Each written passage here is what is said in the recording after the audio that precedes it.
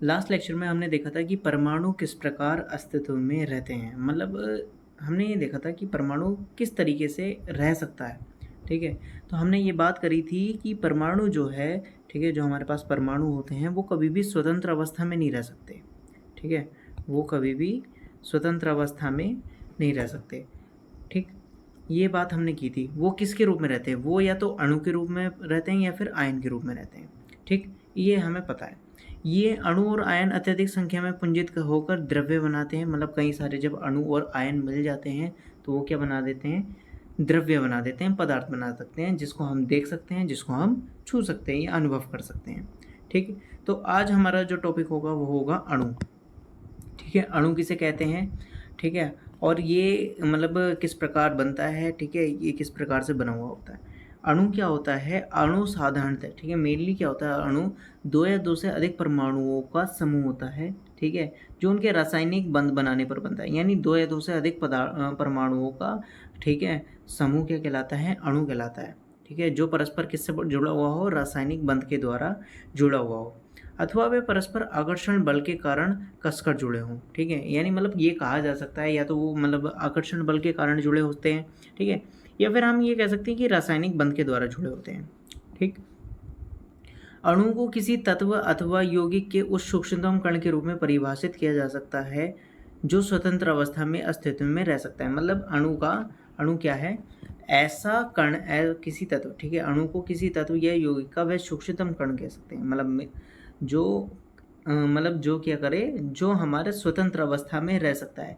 ठीक है, जैसे हमारे पास परमाणु था, परमाणु हमारे पास क्या है? स्वतंत्र अवस्था में नहीं रह सकता है। यानी अगर हम अकेला ऑक्सीजन, ठीक है, नवजात ऑक्सीजन जिसे कहते हैं, यानी वो क्या है? वो अकेला नहीं रह सकता। ठीक है, लेकिन O2 अपने आप में, ठीक है, जब भी हम रिएक्शन करवाते हैं तो हमेशा O2 के साथ करवाते हैं। क्यों? क्योंकि ये अपने आप में रह सकता है। ठीक है, ये लाई कर सकता है, बट ऑक्सीजन जो है वो अस्वतंत्र अवस्था में लाई नहीं कर सकता। ठीक है, इसको वैसे हम नवजात ऑक्सीजन कहते हैं। ठीक है,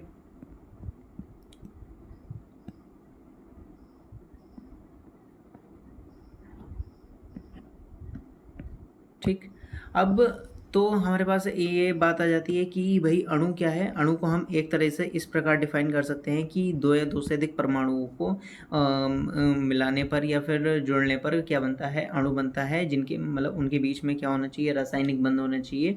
ठीक है, या दूसरे शब्दों में कहा जा सकता है कि वो आकर्षण बल के द्वारा जुड़े हुए होने चाहिए।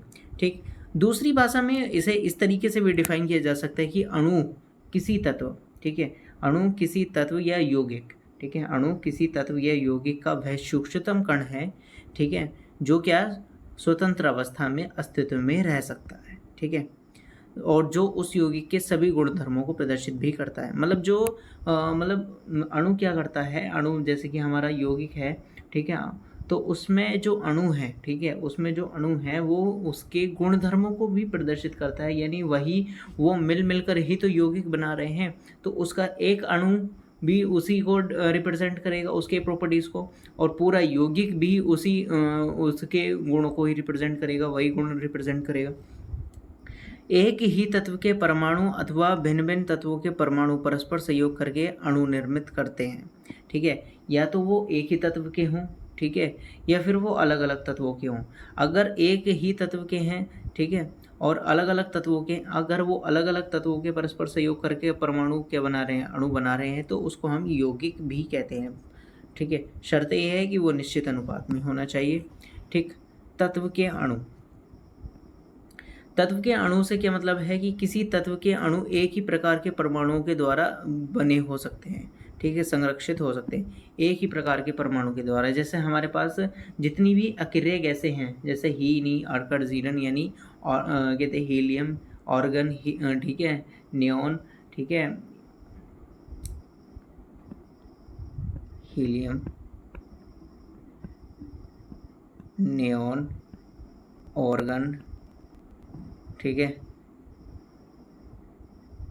क्रिप्टॉन और जीनोन, ये जितनी भी गैसें हैं, ठीक है, ये सारी एक्रे गैसें होती हैं। ये क्या है, एक आणुक अवस्था में पाई जाती हैं, एक परमाणुक अवस्था में पाई जाती हैं। क्यों? क्योंकि ये किसी से रिएक्शन नहीं करती हैं। क्यों? क्योंकि इनके कक्षक क्या होते हैं, पूरे होते हैं।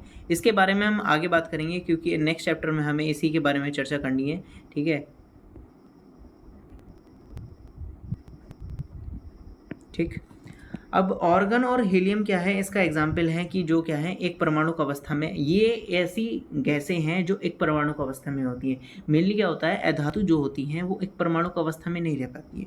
ठीक है, एक परमाणु का मतलब है कि केवल एक ही परमाणु है, यानी ऑर्गन है तो AR है, उसके बेस में कुछ नहीं लगेगा। ठीक है, तो वो क्या है, एक ही परमाणु में रह, मतलब अधातु जो होती हैं वो एक परमाणु अवस्था में नहीं रहती हैं। बट ऑर्गन और हीलियम ऐसे हैं, ऐसे तत्व हैं जो क्या है, एक परमाणु अवस्था में रहती हैं, ऐसी गैसें हैं। लेकिन अधिकांश अधातुएं में ऐसा नहीं होता। ठीक है, उदाहरण जैसे ऑक्सीजन है, ऑक्सीजन के पास क्या होते हैं, 2 अणु होते हैं। ठीक है, यानी हमेशा वो जो हमें रिएक्शन करते हुए दिखाई देगी वो किस में दिखाई देगी, O2 में। ठीक है, तो ऑक्सीजन क्या हो गई, द्विपरमाणु हो गई। यदि सामान्यतः 2 के स्थान पर 3 ऑक्सीजन परमाणु परस्पर सहयोग करें तो वो क्या बना देते हैं, ओजोन बना देते हैं, ओजोन गैस। ठीक है, अगर O2 की जगह हम O3 को यूज़ करते हैं तो वो क्या हो जाएगी, हमारी ओजोन गैस हो जाएगी। ठीक, तो इतना हमें क्लियर हो चुका है कि अधिकांश से जितनी भी धातुएं हैं वो क्या हैं, द्विपरमाणु की या फिर बहुपरमाणु अवस्था में पाई जाती है। बट जितनी भी अक्रिय गैसें हैं, ठीक है, जितनी भी अक्रिय गैसें हैं जैसे हीलियम, नियॉन, ठीक है, ऑर्गन, क्रिप्टॉन, जीनॉन, ठीक है, रेडॉन, ये जितनी भी गैसें हैं वो सब क्या हैं, वो सब अक्रिय गैसें हैं और एक परमाणु अवस्था में पाई जाती हैं। ठीक है,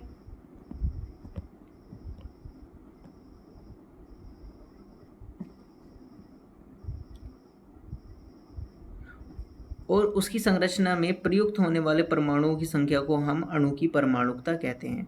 यानी जो कहते हैं जितने हमारे परस्पर किसी अणु की संरचना में प्रयुक्त होने वाले परमाणु, ठीक है, यानी प्रयुक्त होने वाले परमाणुओं की संख्या, यानी उसमें कितने हैं, जैसे O2 में क्या है, 2 आते हैं। ठीक है, ऑक्सीजन में क्या आ रहे हैं, 2 परमाणु आते हैं, तो उसकी परमाणुकता क्या हो गई, 2 हो गई।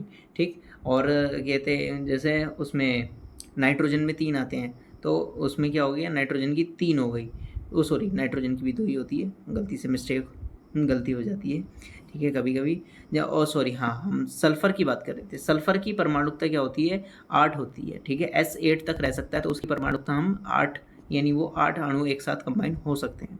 ठीक, धातु जो है, धातु अणुओं के कुछ अन्य धातु अणुओं और कुछ अन्य तत्वों के अणुओं जैसे कार्बन के अणुओं की सरल संरचना नहीं होती है।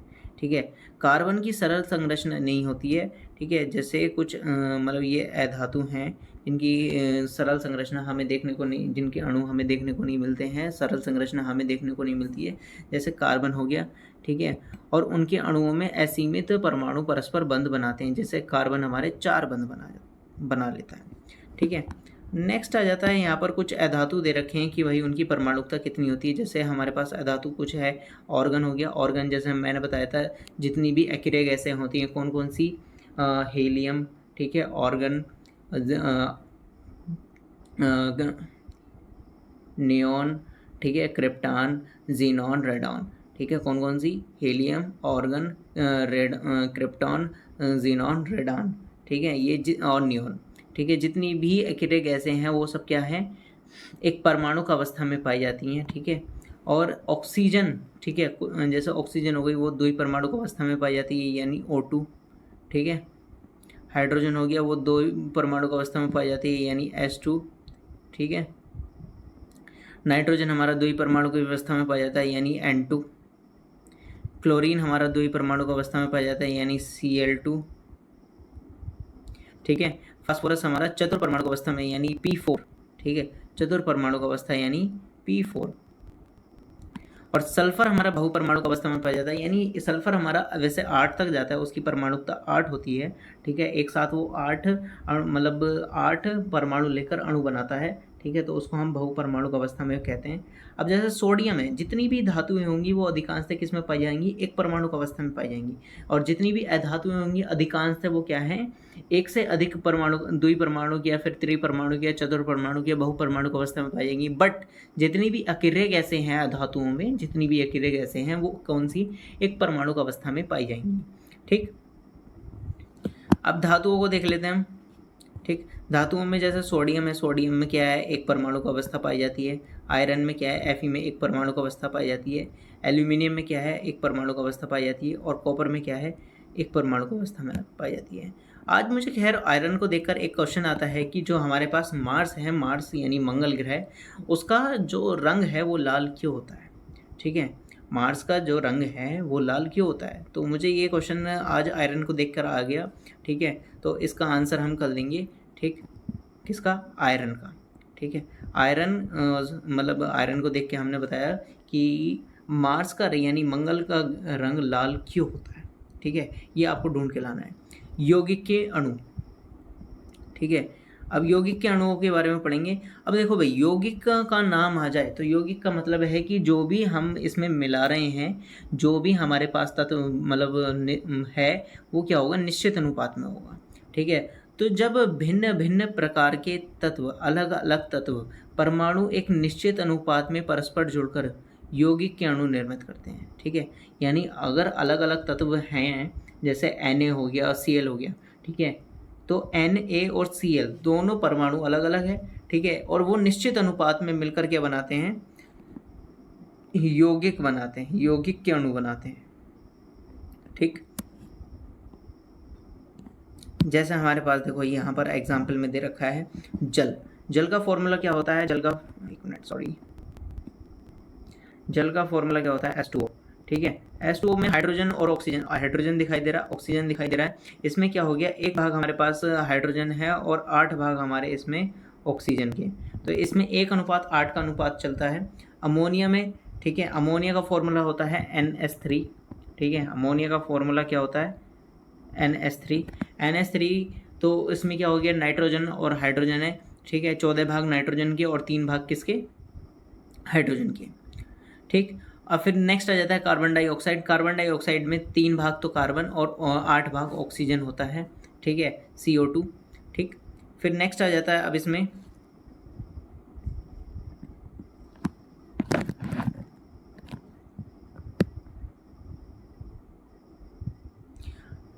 अगर हमें इसे अब सरलतम अनुपात में कैसे कन्वर्ट करते हैं, देखो भाई। ठीक है, जैसे हमारे पास द्रव्यमान अनुपात क्या है, द्रव्यमान अनुपात है हमारे पास 1:8। ठीक है, यानी 1 भाग हाइड्रोजन और 8 भाग ऑक्सीजन। ठीक, परमाणु द्रव्यमान जो होता है इसका, हाइड्रोजन का हमारे पता है कि हाइड्रोजन का परमाणु द्रव्यमान कितना होता है, 1 होता है। ठीक, और ऑक्सीजन का परमाणु द्रव्यमान कितना होता है, 16 होता है। तो 1 को 1 से डिवाइड करेंगे, यानी जो हमारे पास इसका अनुपात है द्रव्यमान अनुपात बटे परमाणु द्रव्यमान। ठीक है, द्रव्यमान अनुपात बटे परमाणु द्रव्यमान, तो 1 ऊपर, तो ये भी 1 आ गया, 8/16 तो ये 1/2 आ गया। जब हम इसको अनुपात में लिखेंगे तो 1/1/1/2। ठीक है, तो ये 2 ऊपर चला जाएगा, ये 2 जब हम इसे बटे के रूप में लिखेंगे यहाँ पर, तो ये जो है 2 हमारा ऊपर चला जाएगा। ठीक है, तो इसलिए 2:1।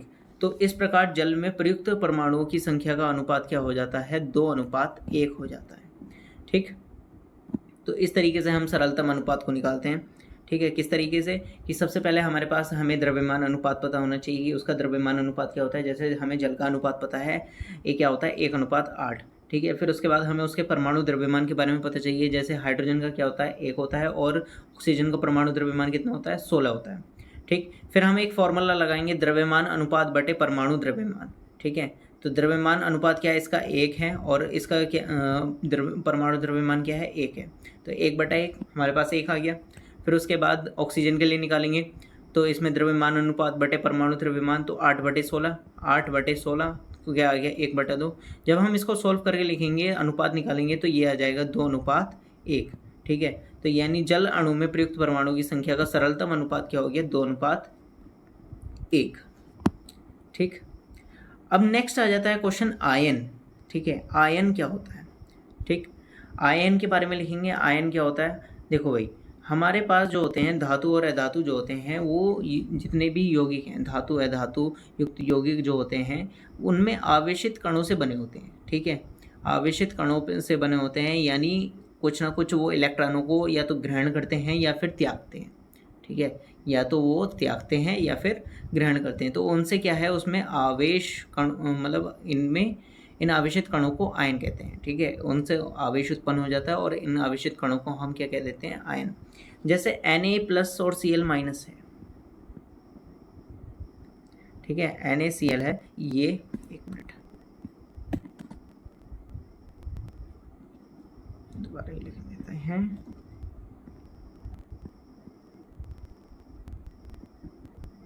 ठीक है, NaCl किस में टूटता है, Na+, ठीक है, और Cl-। ठीक, प्लस का निशान क्या दर्शाता है, प्लस का निशान दर्शाता है कि इसने क्या करा है, इलेक्ट्रॉन को त्यागा है, ये भाई गरीब अमीर है। ठीक, Cl- का मतलब होता है कि इसने इलेक्ट्रॉनों को ग्रहण करा है। ठीक है, तो जो इलेक्ट्रॉनों को त्यागता है, ठीक है, वो धन धान्य यानी क्या बनाता है, धनायन बनाता है। Cl-, ठीक है, जो गरीब है, ठीक है, Cl- यानी उसने जो जिसने ग्रहण करा है, इलेक्ट्रॉनों को ग्रहण करा है, ठीक है, उसका क्या मतलब है कि उसने क्या करा है, इलेक्ट्रॉनों को ग्रहण करा है, ऋणायन बनाया है। ठीक है, ये बताना चाह रहा था। तो इनको हम क्या कहते हैं, आयंस कहते हैं, जो क्या करते हैं, मतलब किससे बने होते हैं, आवेशित कणों से बने होते हैं। आयन एक आवेशित, ठीक है, आयन एक आवेशित परमाणुओं का एक समूह, ऐसा समूह होता है जिस पर क्या होता है, नेट आवेश विद्यमान होता है। यह ऋणावेश या धनावेश हो सकता है। ठीक है, ऋणावेश या फिर धन आवेश हो सकता है। ऋणावेशित आयनों को हम, ठीक है, ऋणावेशित आयनों को हम क्या कहेंगे, ऋणावेशित आयनों को हम ऋणायन कहेंगे। ठीक है, और फिर जो धनावेशित आयन है, ठीक है, धनावेशित आयनों को हम क्या कहेंगे, धनायन कहेंगे। ठीक, उदाहरण के लिए हमारे पास सोडियम क्लोराइड है। ठीक है, सोडियम क्लोराइड, ठीक, सोडियम क्लोराइड में हम देखेंगे NaCl को। ठीक है, इसमें क्या है, धनात्मक सोडियम आयन Na+ है और ऋणात्मक क्लोराइड आयन Cl- संगठन मतलब कण के रूप में विद्यमान है। परमाणु के जिन पर नेट आवेश विद्यमान हो उसे बहुपरमाणु आयन कहते हैं। मतलब जिस पर क्या हो, नेट आयन विद्यमान होते हैं। ठीक है, नेट आवेश विद्यमान होता है, उसको हम क्या कहेंगे, बहुपरमाणुक आयन कहेंगे। ठीक, कुछ आयनिक यौगिकों के द्रव्यमान अनुपात दे रखे हैं, देखो भाई, जैसे कैल्शियम ऑक्साइड। ठीक है, कैल्शियम ऑक्साइड का फॉर्मूला होता है CaO। ठीक है, क्या होता है, CaO। उसमें जो है कैल्शियम और ऑक्सीजन का जो अनुपात होता है सर, कहते हैं द्रव्यमान अनुपात, वो होता है 5:2। कितना होता है, 5:2। मैग्नीशियम सल्फाइड में जो मैग्नीशियम और सल्फर के बीच में, ठीक है, मैग्नीशियम सल्फाइड में मैग्नीशियम और सल्फर के बीच में जो अनुपात होता है वो होता है 3:4। ठीक, सोडियम क्लोराइड, ठीक है, सोडियम क्लोराइड में जो तत्वों के बीच, सोडियम और क्लोरीन के बीच जो द्रव्यमान अनुपात होता है वो 35:5 होता है। ठीक है, तो आज की वीडियो में, एक मिनट, मैं एक टॉपिक और समझाना चाहता हूँ। ठीक, जैसे कि हमारे पास क्या है, एक मिनट,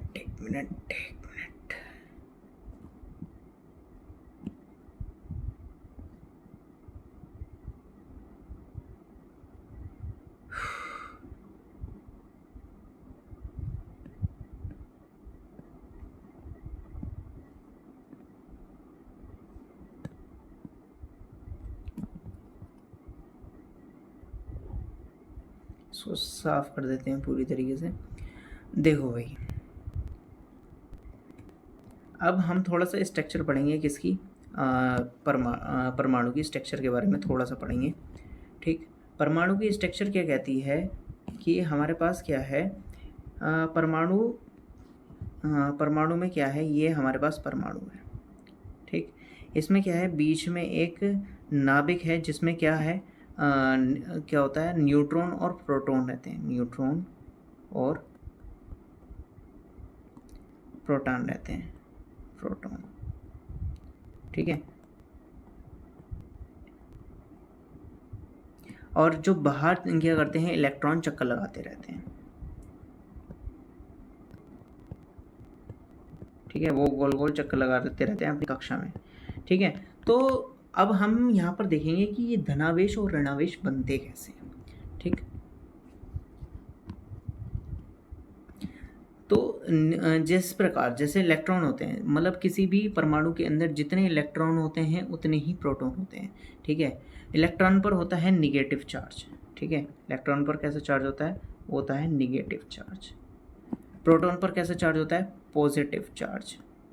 और जो कहते हैं हमारे पास न्यूट्रॉन है वो क्या है? उदासीन है, यानी उन पर कोई चार्ज नहीं है।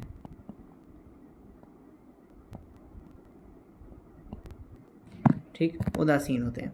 तो किसी भी इलेक्ट्रॉन पर, मतलब किसी भी परमाणु में जितने इलेक्ट्रॉन होते हैं उतने ही क्या होते हैं? उतने ही प्रोटॉन होते हैं, ठीक। ये हम याद रखना है। तो हमेशा जो इलेक्ट्रॉन, ठीक है, हमेशा जो है इलेक्ट्रॉन का ही लेन देन किया जाएगा। अब मैं ये बताता हूँ धनावेश कब बनता है और ऋणावेश कब बनता है, ठीक। तो जब हमें पता चला कि भाई न्यूट्रॉन पर तो क्या है? न्यूट्रल होता है, ये तो न्यूट्रल मतलब उदासीन है, इस पर तो कोई चार्ज ही नहीं है। जो भी चार्ज है वो तो या तो इलेक्ट्रॉन पर है या फिर प्रोटॉन पर है, ठीक। इलेक्ट्रॉन वाला क्या करेगा? जैसे ही मतलब इलेक्ट्रॉन त्यागेगा, ठीक है, जैसे किसी के पास इलेक्ट्रॉन है, जैसे सोडियम होता है, सोडियम क्या करता है? इलेक्ट्रॉनों को त्याग देता है, ठीक है। प्लस का साइन दर्शाता है कि वो त्याग रहा है, ठीक। तो जिस तरीके से वो मतलब जैसे वो इलेक्ट्रॉन को त्यागता है, तो इसका मतलब क्या है? मैंने जैसे बताया कि इलेक्ट्रॉनों की संख्या बराबर होती है किसके? प्रोटॉनों की संख्या की। तो जैसे ही इलेक्ट्रॉन को वो त्यागता है तो एक इलेक्ट्रॉन कम हुआ, यानी हमारे पास इलेक्ट्रॉनों की संख्या कम होगी, प्रोटॉनों की संख्या यानी पॉजिटिव चार्ज हमारे पास क्या हो गया? पॉजिटिव चार्ज ज़्यादा हो गया और निगेटिव चार्ज कम हो गया, पॉजिटिव चार्ज ज़्यादा हो गया। तो इसलिए जब इलेक्ट्रॉनों को त्यागा जाता है, त्यागते हैं, देते हैं, तो उस पर क्या होता है? पॉजिटिव चार्ज आता है, ठीक है, यानी वो क्या बनाता है? धनायन बनाता है। वहीं जस्ट इसके अपोजिट, ठीक है, अपोजिट में क्या हो जाए कि अगर कोई इलेक्ट्रॉन ग्रहण करता है, इलेक्ट्रॉन ग्रहण कर रहा है यानी इलेक्ट्रॉनों की संख्या में वृद्धि हो रही है, ठीक। और फिर क्या है? प्रोटॉन क्या हो गए? हमारे कम हो गए, प्रोटॉनों की संख्या कम होगी, इलेक्ट्रॉन ज़्यादा हो गए। तो यानी निगेटिव चार्ज वाला ज़्यादा है, निगेटिव चार्ज वाला ज़्यादा है, तो इसका मतलब क्या कह सकते हैं कि ये क्या हो गया? निगेटिव आयन बनाता है जब भी कोई इलेक्ट्रॉन ग्रहण करता है। तो समझ में आ गया? जब धनायन बनता है यानी जब इलेक्ट्रॉनों को त्यागा जाता है, दिया जाता है किसी को, तो उसमें क्या है? हमारे पास इलेक्ट्रॉनों की कमी होती है और प्रोटॉनों की संख्या बढ़ जाती है, जिसकी वजह से क्या है? उस पर पॉजिटिव चार्ज हो जाता है। वहीं जिस यानी क्या बनता है? धनायन बनता है। वहीं जिसके इसके अपोजिट क्या हो जाता है कि यदि हम इलेक्ट्रॉनों को ग्रहण करते हैं, ठीक है, इलेक्ट्रॉनों को ग्रहण कर रहे हैं, तो वो क्या करते हैं? मतलब इलेक्ट्रॉनों को जब ग्रहण कर रहे हैं तो हमारे पास क्या है? निगेटिव चार्ज वाला ज़्यादा हो जाता है और प्रोटॉनों की संख्या यानी पॉजिटिव चार्ज वाला कम हो जाता है, जिसकी वजह से क्या है? इलेक्ट्रॉन जब ग्रहण किए जाते हैं तो वो क्या होता है? इलेक्ट्रॉन की अधिकता हो जाती है और निगेटिव चार्ज आ जाता है। दैट्स इट, इतना सिंपल सा है, ठीक है। तो आज की वीडियो में इतना ही। Thanks for watching. अगर वीडियो पसंद आई हो तो लाइक करें।